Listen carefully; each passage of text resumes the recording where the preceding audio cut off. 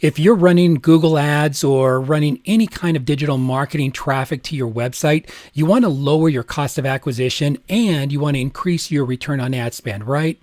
Of course. I mean, who doesn't? But selecting the right attribution models Google Analytics offers is going to help you get optimal performance, and it's going to help you understand which marketing channels that are working best for you. And so in this video, I'm going to show you the 7 attribution models in Google Analytics, what they are, and how and when to use them, and the differences between them.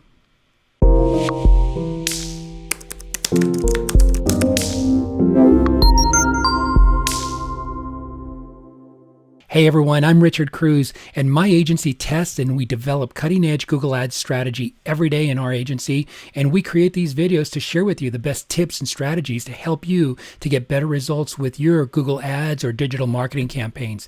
So before we get started, if you're on YouTube, click that subscribe button if you'd like to receive free Google Ads tips from time to time as we release them. Sometimes people get the perception that visitors, they come to your website and they click on, say the Google Ads or the digital marketing campaign, and in one click, they're getting there to your website, they're immediately converting, and they're becoming a customer. That is not the case at all, especially lately. The time delay and then the multiple visits, it is really more and more common. I think that people have the attention span of a gnat, and it is just not uncommon for people to be on a quick coffee break, for example, and they're on their phone browsing, and they make their first contact with your website, and then they come back later on a desktop and they continue that buying journey. And so it's not just common, but it's normal for people to visit your site several times before they're converting.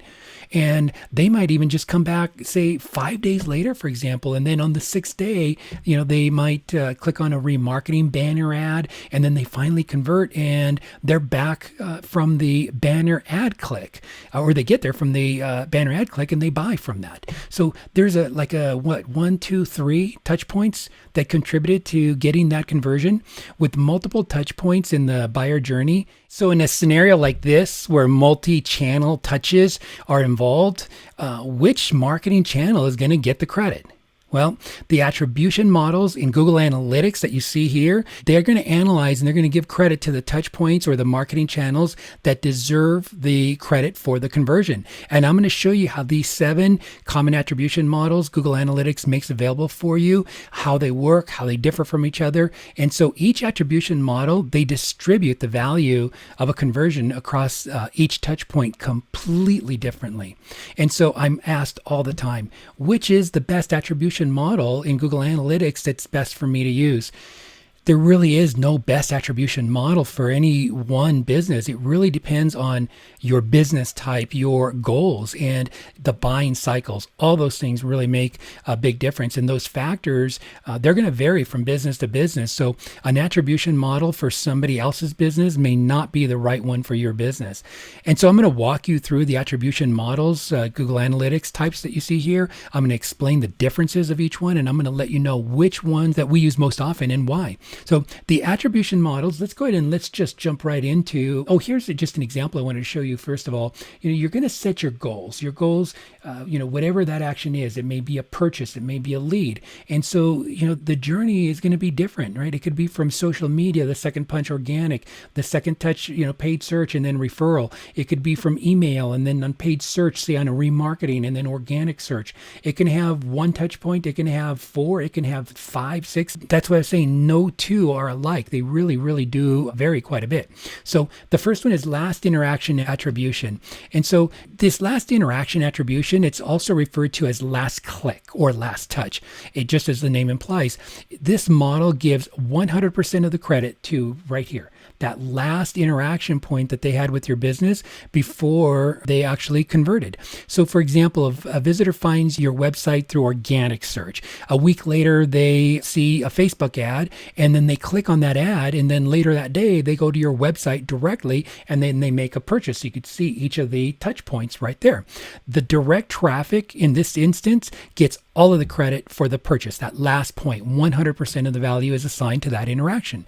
This is what's going to be default inside of Google Analytics. If you do nothing and just set it up, here's what you get. So if you're looking at standard conversion reports in Google Analytics, you're seeing each goal that's attributed to the interaction your customer had with your business. So the pros and cons, the last interaction attribution, it is the simplest to implement and to evaluate. It's also the most accurate, really, because digital marketing is totally scattered. People may access from multiple devices and then they can clear their cookies, or they use multiple browsers. And so that makes it really difficult to track their entire journey. If their cookies are removed, all of a sudden that whole chain is broken, or if they're changing the browsers, it just creates havoc on there. So you can always be certain of the last interaction prior to converting those. So if you're using this model, it's simple. But the downside is that the model ignores everything that happened before the final interaction. Many of these interactions that come beforehand and then those touch points prior to can be just as important. So the model may be a good fit for you if you have a short buying cycle, if there aren't too many touch points really that matter prior to converting. Only tracking that last one, it's going to give you a good idea of what your strongest channels are. The second one is your last non-direct click attribution. This last non-direct click model, it's a bit more helpful than a standard last click model. 100% of the value, it's still assigned to a single interaction, but with this last non-direct click, it eliminates any direct interactions that occur right before the conversion. So the direct traffic is when somebody goes directly to your site manually by entering your website address, or say they click a bookmarked link. So that visitor, they already found out about your business some way, and if they come there directly like that, you really don't know what caused them to get there. And so how did they learn about your company? What prompted them to get to your website directly through those links? So by eliminating this direct link traffic in that last click model, you can better assign value to the marketing strategy that really, helped lead to that last conversion. So the pros and cons, by eliminating the direct clicks here in the very end, you get a lot better insights with this than you do the last interaction model that it assigns 100% of the value to just one interaction only. So if your customer has 4 touch points prior to the last non-direct click and you want to know what that journey was, this model is going to ignore them. And so this is not going to be an ideal model when you really want to track that entire journey. So that's the pros and cons of this one here. The first interaction attribution, it's similar to the last interaction in that it gives 100% of the credit to one click or one interaction. Like the first interaction, it's also called first click. It gives all of the credit for a conversion to your business's first interaction with the customer, whatever happens to start putting them into that funnel. By default, Google Analytics is going to use about a 30-day window to track that first interaction. So for example, if a customer, they first find your business on Facebook, and then 4 days later, they saw a banner ad and they clicked on it and on their mobile device and on their lunch break, say for example, and then that evening they went directly to your site from a desktop computer.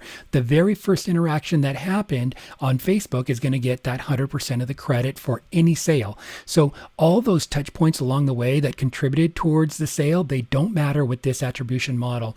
The first interaction, in this case, Facebook, is going to get 100% of the credit.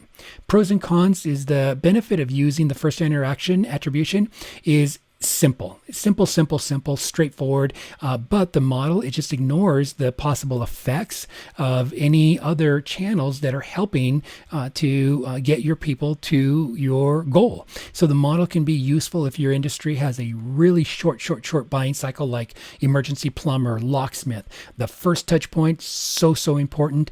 But outside of short cycles like that, I just really don't use this model very often for that reason.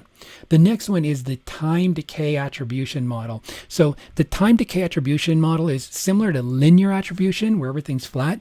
It spreads out the value across multiple events, but unlike linear attribution, the time decay model, it also takes into consideration when the touch point occurred.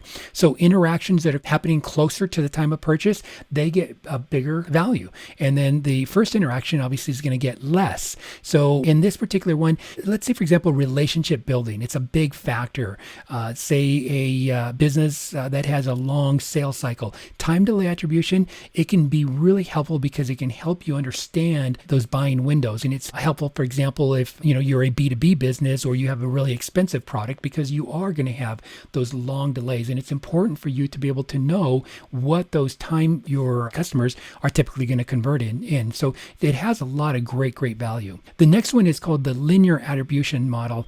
The linear attribution model, you can split the credit evenly for conversions between all of the interactions a customer had with your business. So for example, a customer finds you on LinkedIn and opts into your email marketing list. A week later, you send an email and he clicks on the email and the link and he goes to your website and makes a $60 purchase. You had 3 touch points in this case. Every touch point gets 1/3 of the credit.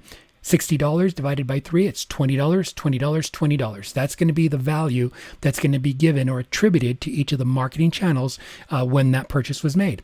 So pros and cons, linear attribution, it gives you a more balanced look at your whole marketing strategy than a single event attribution model does. But this means it also assigns equal importance to everything. So some marketing strategies are more effective than others. In this model, it's not going to highlight the most effective strategies. Everything's even. So if you want something that is just simple to understand, and you don't need to balance marketing channel budgets, linear attribution is good. And it's simple because you can see all of the touch points, all of the marketing channels that were involved really evenly, and it just gives nice, good, clear reporting. The next one is called position-based attribution. The position-based attribution, it's also called the U-shape attribution, as you can see here. It splits the credit for a sale between the prospect's first interaction with your brand and then the moment that they converted. So your first attribution and then the last kind of combined together. Both of them together are sandwiched, and then you've got anything in the middle here that is split up the rest. 40% is given to each of those 2 touch points, the first and the last, and then 20% is what's spread out between the other interactions that happen in the middle. So for example, a prospect makes a contact with your business through Google search, and then they look at your Facebook page and then later sign up for an email newsletter. The first and the third touches, they each get 40% of the credit, and the Facebook visit, the one in the middle, gets 20%. Pros and cons of this strategy right here.